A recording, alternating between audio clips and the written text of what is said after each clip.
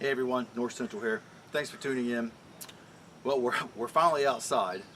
Unfortunately, it is the middle of July, and it's been a long time since I did a video. In fact, the last time that you saw some of these plants that you see behind me, they were downstairs in my basement as little tiny plants as I was growing under the lights.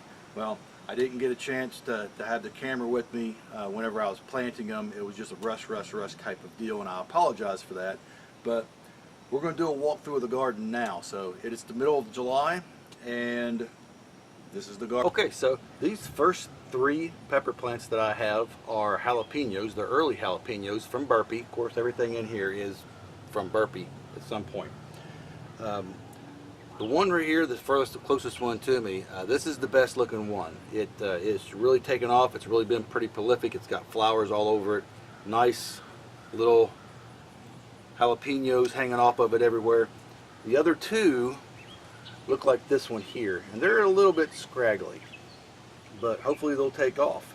Now, one thing that I didn't do this year is I didn't put any type of fertilizer or anything like that around. All I did whenever I planted these was I put some compost, some mushroom compost and compost that I make from grass and things around the house in the soil with this as I planted them, and that's it. I have missed some watering days, unfortunately, so that might have stunted the plants a little bit, but you know, still just gonna have to get over it. So these are the early jalapenos. This is the best looking one, but the other two, you know, they're flowering, they're putting off peppers. So let's move on down and I'll show you some of the bell peppers. Now, to the left was the jalapenos, a little bit of a different camera angle. This is a bell pepper, and this is a bell pepper. They're in different raised bed gardens, and I have to say that this one is doing a lot better than this one. In fact, all the peppers in this bed are doing better than the ones to the bed here to my right. Why that is, you know, I don't know. I did the same thing. I added compost, mine and some mushroom compost, stuff like that to get these things going. I have not added any fertilizer. I may yet get some slow release stuff or maybe some fast release stuff and sprinkle on these to get them going real good, but we'll see. But anyways, this one has a nice little bell pepper here, and it's got little ones coming on all over the place. This one here has got a couple that are just now starting to form, but it is still putting out flowers, so they are putting out peppers. But this is the Emerald Giants, so these should actually get really big, but they're probably not. But that's going to be my fault because I put them out late, and you know, like I said, I got really busy with kids and sports and different things, so it's been a kind of a crazy little spring and summer. So let's move on down and we'll look at the peppers here just to the right of us. So these three peppers, the bell peppers being here on my left now, these three peppers are here, the same variety by Burpee. They are the Italian peperoncinis that I had down in the basement growing. I put three of them out, and they're actually putting off some pretty good sized peppers, even though the plants look kind of scraggly. Yes, I need to weed my beds a little bit. But they are putting off peppers, still got a lot of blooms coming on. I'm thinking I'm definitely going to come in and put some water soluble fertilizer down and put around these things and give these things an extra little boost.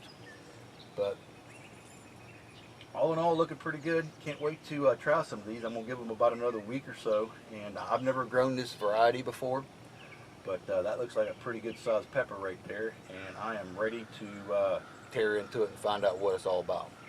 So let's go from here straight over to the tomatoes. Alright guys, so these three here in front of me, you can see the red cages here with all the green around them.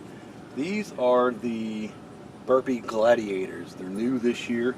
This one's pretty scraggly, and the reason that it is because when I put it out here, it actually had little tomatoes already growing on it. They actually flowered downstairs, and I went ahead and planted it anyways. I should have taken the flower off, or the tomato off, so that it would you know, grow more plant, but I just kind of wanted to see what it was going to do, and this is it. I've got two tomatoes on it. I've already picked one. It actually turned red. I've got one down here that's starting to turn red, and then I've got a little one here, and that's really it for this plant. It's not putting off very many more flowers. I do have some here and a couple here, but you know, this plant is kind of what it is now. All my fault. The other two plants, however, have got a lot of tomatoes on them. And let me bring the camera over here just a little bit and we'll zoom in on a nice cluster of them. All right, so there is a very nice cluster of the Gladiator tomatoes, and you can see the shape of them and the size of the tomato that's in my hand. Now there's 4 tomatoes on here. The other flowers didn't bud out, but that's the biggest one here in my hand. And just for a gauge, you can see, you know, how big it is in my hand. It shouldn't get too much bigger, but they definitely got a little bit of a teardrop shape to them, which is really interesting. Can't wait for these babies to turn red or even redder, and remake some sauces and stuff out of it and see how they taste in that. Okay, so the next 2 tomatoes plants, these are the Super Steak hybrids, also by Burpee. And you can see with all my tomatoes, I actually put the cages around them, and the cages are more or less there to help support the plant up, as well as a stake. And if the plants get too weighted down with tomatoes and stuff, I mean, you can see all the flowers and stuff this thing's putting out. I mean, it's got flowers all over it. Then if it gets too laden down with that, then I can start staking these up to the stake and tying them down to the stake and help support them. I do come out here every so often, and I've been picking off all of the suckers and whatnots on them. So there's one right there, as a matter of fact. There's another one. But all in all, they're doing really well, and they're going to produce even more than the tomatoes that are on them. Now this particular plant has only got a couple clusters on it right now, but there are more clusters coming up, and every single one of them look like they have a tomato attached to them. So it's going to be a good little plant. Now the one here behind it, if you can see it, now the plant here behind it, if you can see it pretty well, has got twice as many tomatoes on it than the other one. But it is also, again, many flowers. I've been going around and self-pollinating, and a really good tip to self-pollinate, and I'll show you after the review here real quick. But been taking off suckers such as this, right?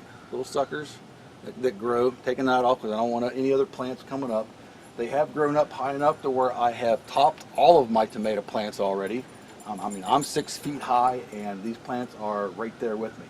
So I'm going to be putting off lots and lots of tomatoes, which is always a good thing with the limited space that I have here. So let's move right on down. Again, these 2 that we just looked at, these were the Super Steak, and I want you to take a look at the leaves of this. This is a typical tomato leaf to me, right? We're going to go down here and check out the Brandywines. Alright guys, so here we are. This is the Brandywine. Again, I have topped the top of it up here. I've let this one keep on growing up. It's stemmed off of the bottom of the base down there.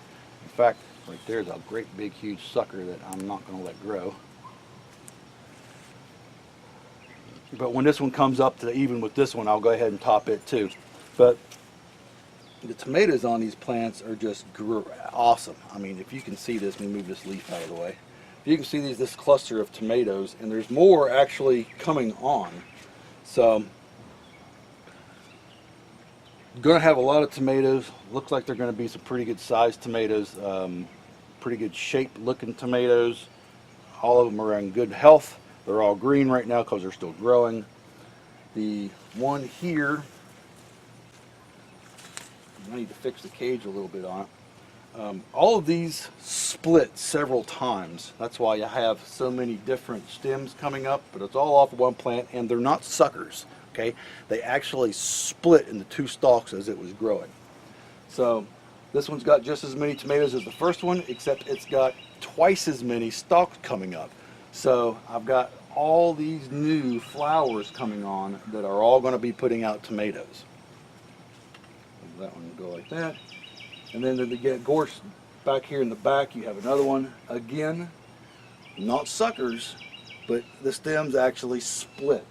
And I want you to take a look at these leaves. I showed you the leaf of the regular one that I thought was a tomato leaf. This is the leaf of the Brandywine. Okay, see how it's more of a teardrop shape?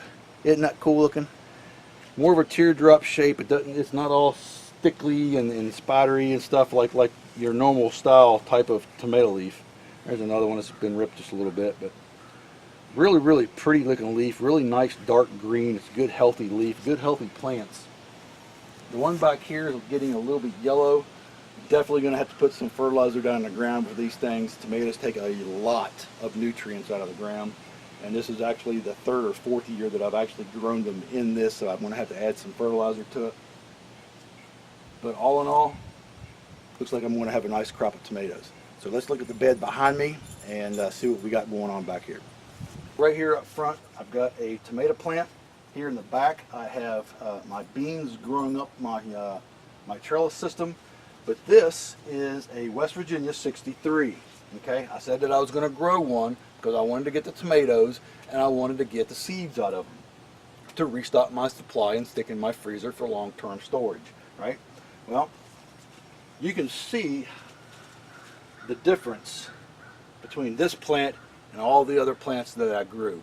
This plant was specifically made to grow here in my state, right? West Virginia 63, I live here. So, very, very vigorous plant. I've got it kind of wrapping around my stake here. There's no ties on this. It's wrapping around the stake. And it's getting some really, really nice tomatoes that are in here. And I'll bring the camera closer just to give you a close-up of the tomatoes.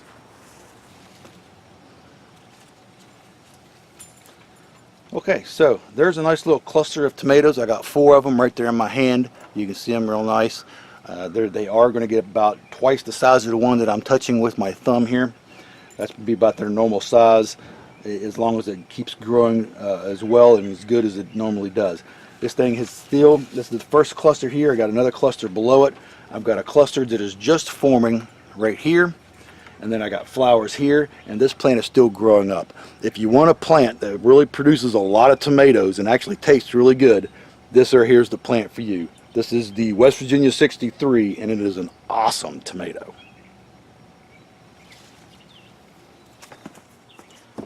Alright, so just off to the right of the tomato, I've got several other peppers. I had a lot of pepper plants that I didn't get to plant. I didn't want them to go to waste. I gave a bunch of them away. But I went ahead and planted a bunch of them here too. They are in front of all my beans and stuff up here, and if you can see the beans back down in through here, they're doing pretty good. I mean, they're just really getting started. I planted them late, okay? And the reason that I planted them late was because we were still having frost and low temperatures, and the ground was still really cold, and I was afraid they weren't going to germinate. In fact, when I first planted them, half of them didn't germinate, and 2 weeks later I had to plant them again. That's why you see some of them going, that's why some of them are going all the way to the top of my trellis, which is over 8 feet high, and some of them are only about as head level with me. Okay, so there's a little bit of different things. Now these are the Kentucky Blues. I did not plant any Kentucky Wonders. I got a whole row of Kentucky Blues. So let me bring the camera about where I'm standing here and give you a shot line view down through. We'll go through the peppers real quick, let you see some of the green beans going on. Now let me just say this about the green beans. There's flowers all over them, there's no beans, okay? So they're just now starting to flower. But let's get a view of the peppers that I got and we'll see. Alright, so we're down here and I have jalapenos, jalapeno. Behind me I've got some bell peppers. I did not plant any more of the peperoncinis, the Italians. 3 plants was enough. Wasn't sure how they were going to do, so I just wanted to try them out just to try something different. But none of these jalapenos have any peppers on them. Now I planted these about a week after I planted the ones in the front bed. Now these don't get as much sun as the ones in the front because I have the tomatoes up here in front of them. But like I said, I definitely wanted to get them out here and in the garden. I just didn't want to throw plants away. I threw enough plants away. So they do have little buds all over them. Some of them are actually starting to form into little tiny peppers, so it's just a matter of time before they really have loaded down with peppers, hopefully. But these are the jalapenos. Behind me here are the bell peppers, and right here in my hand, if you can see that, is a nice looking sized bell pepper. And this in here is a bell pepper, and then I have another jalapeno back here that does have a couple of peppers on it. They look really nice and green, doing really well in this bed. This bed's got a lot of fertilizer in it, a lot of manure, a lot of compost, a lot of nutrients in this bed.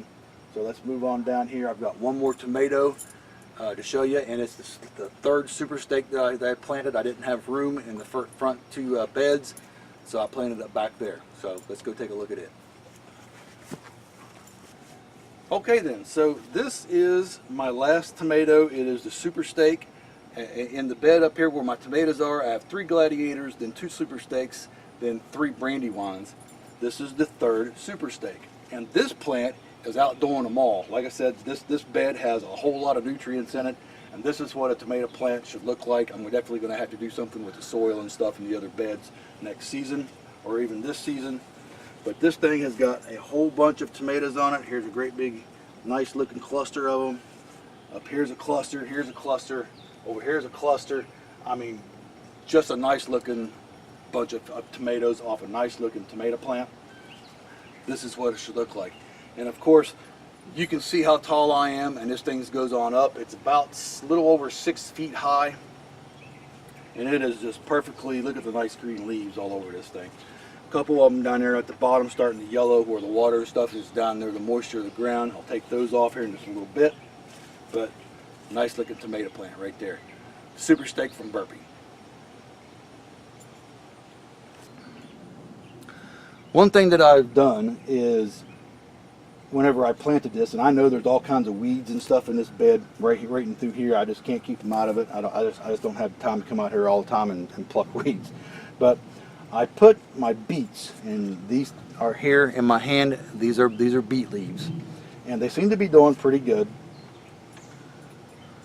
Just wherever I had space in this bed, in between the pepper plants up here, down around through this way, I planted all these different types of beets. And, well, not different types of beets, but beet plants. So we'll see how they do, and we'll go from there. All right, guys, so that's the garden. That's what I've got: the tomatoes, the peppers, some beets, and that's pretty much it. I didn't show you my strawberry bed. I've showed it before. Strawberries are strawberries, kind of like tomatoes are tomatoes. I got my beans going up here real nice. It's the middle of July, and this is the first tour.